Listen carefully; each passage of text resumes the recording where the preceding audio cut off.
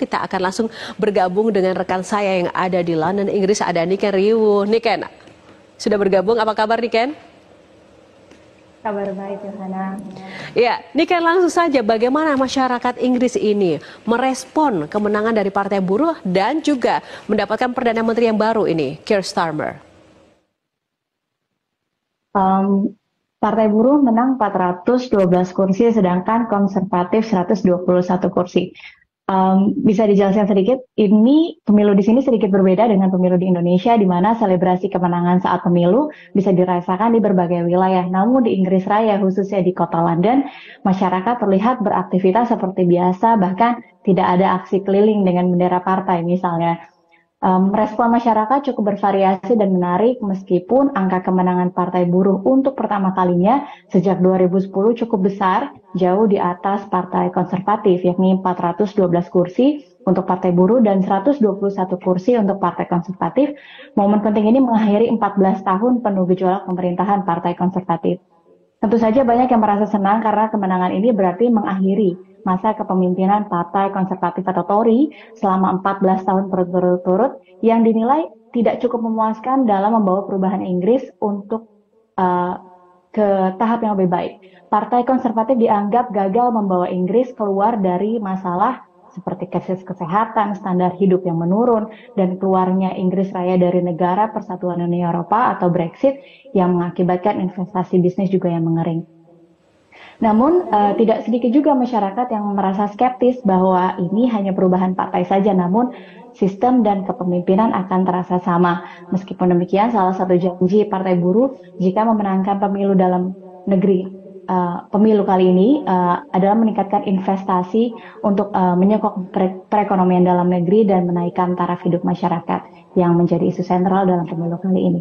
Yohana. Nah, lalu apakah juga sudah ada respon dari pihak istana sendiri terkait terpilihnya Keir Starmer?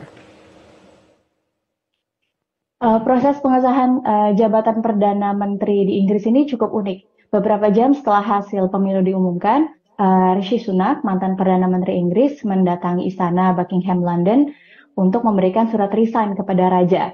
Setelah proses itu selesai, Sir Keir Starmer datang dan bertemu dengan Raja untuk dinobatkan sebagai Perdana Menteri Inggris yang baru.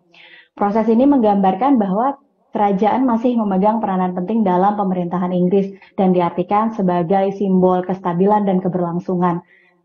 Setelah pemilihan Perdana Menteri selesai ini, King Charles akan memberikan pidato kenegaraan atau State Opening Parliament di ruangan House of Lords Istana Westminster, London pada 17 Juli mendatang untuk menandai dimulainya tahun parlemen yang baru dan juga penetapan agenda pemerintahan tahun 2024-2025.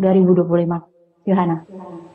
Nah, oke, Niken, lalu terakhir, apa langkah pertama yang akan dilakukan oleh Perdana Menteri yang baru, Keir Starmer ini untuk menjawab tadi tantangan dan juga harapan masyarakat Inggris sendiri? Ya, dalam pidato pertamanya di Downing Street, Keir Starmer menjanjikan akan memberikan pemerintahan yang stabil dan berimbang. Itu juga yang diharapkan oleh masyarakat Inggris Raya pada umumnya. Keir menyatakan bahwa akan membawa kembali pemerintahan Inggris Raya untuk menjadi politik pelayanan publik.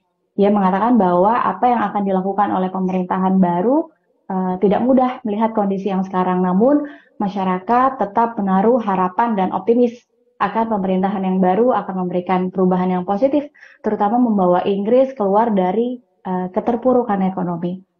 Yohana. Baik, terima kasih Niken Riwu untuk update informasinya langsung dari London, Inggris.